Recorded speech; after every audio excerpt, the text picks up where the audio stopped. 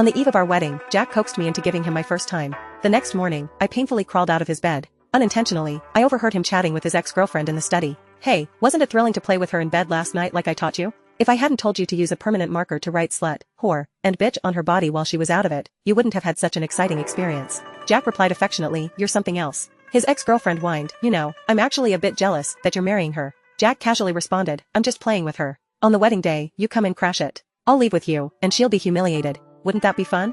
I put down my phone, neither crying nor making a scene. Instead, I booked a flight for studying abroad. The departure date was the same day as the wedding. I leaned against the door, listening to their conversation, my fingertips trembling. Emily's tone was gleeful. Hey, isn't Lily supposed to be our university's campus beauty queen? And you've reduced her to this state? You're such a bad boy. Jack replied nonchalantly, don't say it like that. She enjoyed herself last night too. She chased after me for 3 years in college. By sleeping with her, I'm just helping her fulfill her wish. It's her own fault. I only agreed to marry her, but now she's becoming too controlling. Running away from the wedding is just to teach her a lesson. His tone was so matter-of-fact. I felt a chill run through my body, my head spinning, almost collapsing. I had to lean against the wall to barely stand up. I didn't know when I fell asleep last night. Or rather, when I passed out. It was my first time, and neither the preparation nor the aftercare was done properly. I touched my forehead. It was burning hot. I must have a fever. In the study, Jack spoke casually. There's one thing I forgot to ask. Last night was her first time, and I couldn't hold back. I finished inside her and didn't clean up in time. She's physically weak and had a bit of a fever in the early hours. You're a girl, you should know better how to handle this?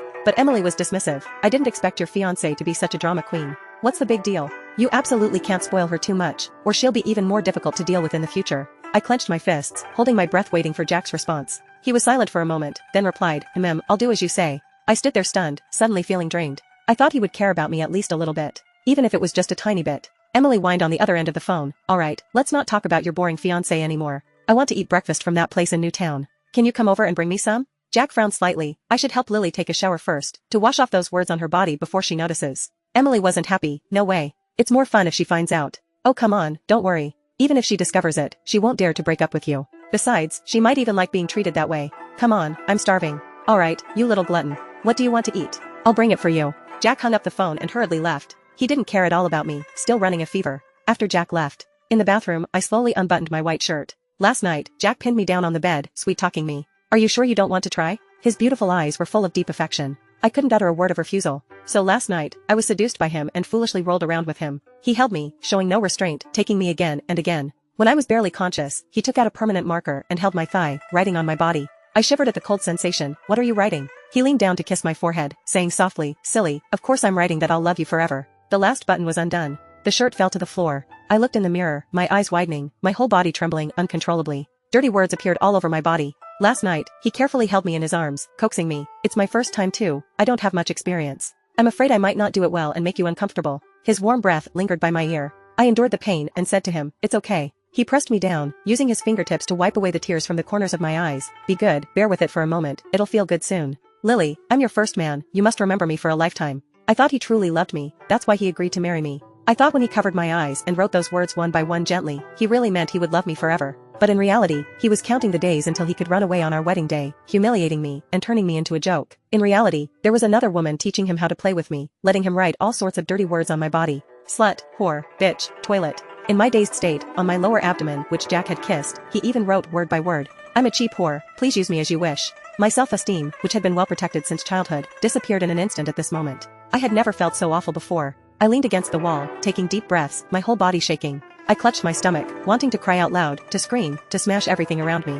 I wanted to rush over and confront Jack immediately, asking why he did this. I only liked him, why did he have to treat me like this? But in the end, I just numbly soaked myself in the bathtub. Those unsightly words were already very difficult to wash off. I scrubbed my body desperately with red-rimmed eyes. My skin turned red and even started bleeding, but I didn't feel the pain. Even so, those filthy words seemed to have grown on my body. No matter how hard I tried, I couldn't wash them clean. I fell into deep self-loathing. I bit my lip, hugging myself, trying hard to hold back my tears. But the tears still fell uncontrollably, splashing into the bathtub in large drops. That day, I tried every way I could think of to clean those filthy things out of my body with my fingers. Until evening, Jack hadn't sent me any messages. At 8 p.m., Emily posted a video on Instagram. My best friend had discovered early on that Emily wasn't a good person and told me to be more cautious. She had secretly helped me add Emily with a fake account, something neither Jack nor Emily knew about. In the video, they were playing an exciting game with a group of old classmates. Emily lost quickly and was required to choose someone for a passionate kiss. If the person she chose refused her, Emily would be punished by having to take off a piece of clothing in front of everyone. Emily walked up to Jack with a red face. Jack, you wouldn't let me embarrass myself, would you? Jack looked at her, neither agreeing nor refusing. The next second, Emily took the initiative to wrap her arms around his neck, stood on her tiptoes, and kissed his lips. Jack was stunned for a moment but didn't push her away. He closed his eyes and accepted the kiss. They kissed deeply for a long time before separating. Around them were the teasing cheers of the crowd. Emily laughed. "My lipstick left a mark on your lips. I hope your fiancé won't get jealous enough to break up with you." Jack belatedly wiped his lips, his voice soft but firm. "You're overthinking it. How could she bear to break up with me?" I suddenly felt nauseous and ran to the bathroom, vomiting for a long time. That day, because of my fever, I curled up on the couch, drifting in and out of sleep until midnight. I don't know when Jack came back. The living room light came on. I was covered in cold sweat, unable to gather the strength to get up for a long time. The next second, I heard Jack's panicked footsteps. "Lily, why are you so hot?" I wanted to open my eyes, but I found that even moving a finger was extremely difficult. After that, I lost consciousness. The next morning, I woke up in the hospital. Jack was holding my hand, with faint dark circles under his eyes, as if he had stayed up all night watching over me. Seeing me awake, he first looked delighted, then sighed. "How can you be so careless about taking care of yourself? What would you do without me? You're very weak now. The doctor said you need to eat more. Look, I specially bought you food from your favorite restaurant." He deliberately lowered his voice to threaten me. "I queued for a long time to buy this for you. You better eat more, or you'll be in for it tonight." I turned over and said, "I don't want to eat." He became a bit nervous. "What's wrong, darling? Are you feeling unwell somewhere?" I interrupted him. "Get out. I want to be alone for a while." Jack helplessly stroked my head. "Are you angry that I didn't accompany you yesterday?" "Baby, I'm sorry. I just wanted to marry you sooner, so I was busy planning our wedding yesterday. I want to give you the most perfect wedding. I'm sorry I didn't notice you were sick. I'll make it up to you in the future. Please forgive me." I bit my lip, holding back tears. Liar. How could he tell lies so calmly? Jack said worriedly, "I know you don't have an appetite, but please eat a little. Come on, I'll feed you." I avoided him and pushed his hand away forcefully. He couldn't hold it steady, and the bowl fell to the ground, breaking with a jarring sound. He was stunned and said angrily, "What are you throwing a tantrum about now? Is it because of those words I left on your body last night?" I looked at him without saying anything. He continued, "Stop making a fuss. Isn't it normal for couples to play like this? Why are you being so sensitive now? Can't you even handle this? Look at Emily, she never throws tantrums like you." Hearing the name Emily, I couldn't hold back anymore, and tears flowed uncontrollably. He was stunned for a moment, hurriedly wiping my tears. "You're so grown up now. Why are you still crying so easily?" "All right, baby, I'm sorry, it's my fault. Your husband was wrong. I'll never do it again, okay?" I threw a pillow at him hard. "Get out. I don't want to see you." Jack's head was hit by the pillow, and he gradually lost patience in comforting me. He looked at me disappointedly, as if looking at an unreasonable child. "Fine, I'm leaving. You're an adult now. You can't throw tantrums like a child anymore. I hope when I see you tomorrow, you'll have calmed down on your own." After saying this, he left. I felt a lump in my throat, unable to breathe properly. From then on, I shut myself away. Until a week later, when I walked to the bathroom and saw my haggard reflection in the mirror, I was stunned. My eyelids were swollen, with dark circles under my eyes, and bloodshot eyes that couldn't be hidden. In just a few days, I looked completely different from the once youthful and beautiful me. Looking in the mirror, I questioned myself, how did I end up like this? I angrily took off my clothes, walked into the shower, and scrubbed my body vigorously. I put on a sexy red dress like I used to, applied beautiful makeup, not missing even a single strand of hair. As I was about to go out, I received a call from my academic advisor.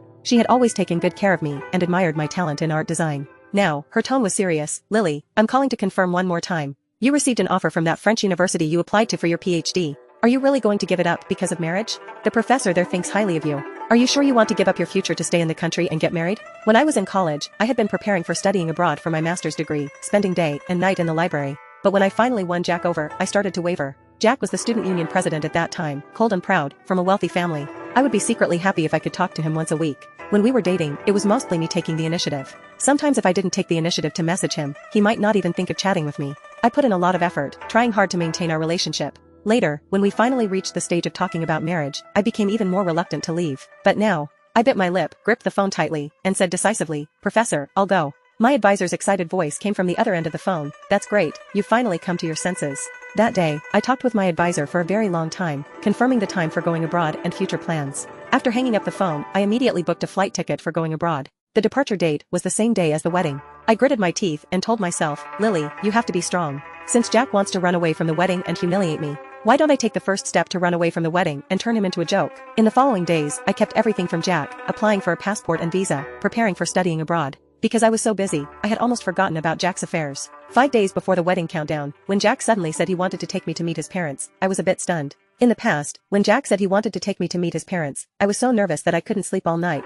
constantly worrying about whether they would like me or not. I even dragged my best friend to the mall for a whole day to choose what to wear when meeting his parents. But now, I found that I didn't care as much as I had imagined. I shook my head and said, "I don't want to go." He grabbed my hand. "Lily, be good, don't make a fuss. This was planned long ago. Although my parents don't interfere with my love life, only if they approve of you can we have a proper wedding. Don't you want to receive my parents' blessings? Not wanting Jack to notice my intention to run away from the wedding, I nodded half-heartedly. When I was dragged by Jack to his parents' house, Jack knocked on the door for a long time. Emily opened the door. She was wearing pajamas and slippers, casual as if this was her home. I was stunned, my palms turning cold. Jack looked at her, his voice gentle. Why are you here? Emily naturally took the gifts we had bought for Jack's parents. You're being too distant. We've grown up together since childhood. Of course I should come to see what kind of girl your fiancé is. She looked at me, pretending to be surprised. Isn't this the campus beauty queen from our school? Did she fall for you so easily? How long have you been chasing her? A year? A month? Jack said softly, not necessary. Emily suddenly burst out laughing. She held Jack's hand and said, alright, let's not talk about her. Uncle and Auntie have been missing you so much.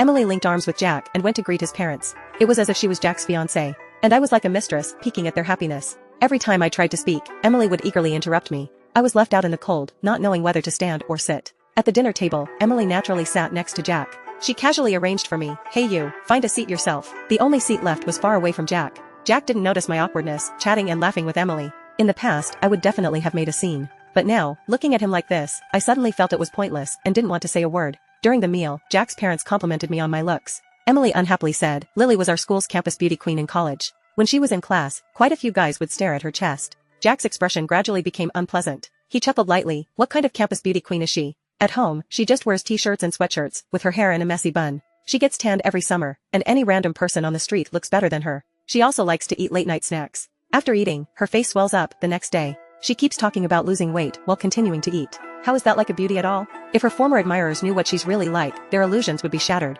While saying these things, he lazily leaned back in his chair, slowly peeling shrimp. After peeling, he naturally put the shrimp in Emily's bowl. Emily held the bowl, smiling and saying, why are you giving it to me? Your fiancé is right here. The others at the table seemed to remember something and started observing my expression. Before I could speak, Emily spoke first. She was grinning. Sister-in-law, why do you look so unhappy? Are you angry that Jack peeled shrimp for me? Don't misunderstand, sister-in-law. I've known him since we were kids. Jack is very caring and has been peeling shrimp for me since we were little. We're used to it. After saying this, she affectionately put her arm around Jack's neck. Isn't that right? I clenched my hands. Jack had never peeled shrimp for me. Once during a date, I had my nails done and couldn't peel shrimp easily. So I acted coquettishly, asking him to peel shrimp for me just once. But he frowned and refused without hesitation. Lily, you know I never like peeling shrimp. After that, I never asked again, even reflecting on whether I was being too demanding. But it turns out, he would willingly and without complaint peel shrimp for someone else. Jack noticed my unhappy expression and gave me a slightly reproachful look. Lily, Emily has never peeled shrimp herself since she was little. Don't compare yourself to her. Where Jack couldn't see, Emily gave me a challenging smile. I held back tears. I haven't said anything yet. Why are you in such a hurry? Jack's expression became unnatural. This is just a small matter. Don't make a fuss. Since you think I'm making a fuss, I'll leave then. Jack gripped my wrist. Lily, don't make a scene. Do you have to make things so ugly? I pushed his hand away. The one making things ugly is you. Emily sat there, her eyes slightly red, saying, did I make Lily angry? Jack sighed lightly. Emily, you didn't do anything wrong. No need to apologize. Lily, you've made such a big deal out of this. Emily didn't even mind. When will you learn to be as sensible as her? My eyes heated up, and I couldn't hold back anymore. If she's so sensible, why don't you marry her? Jack frowned. What nonsense are you talking about now? I shook him off and turned to leave. Jack quickly tried to follow. But Emily held on to the hem of his shirt from behind. Jack, come back. You men are so stupid, you don't understand women at all. At a time like this, you shouldn't follow her. You'll only make things worse. Women just need some time to calm down on their own. Jack listened to her words and stood still, looking at me, and really didn't follow. Sometimes, I really wonder if he's Emily's puppet. If Emily says something, will he always listen?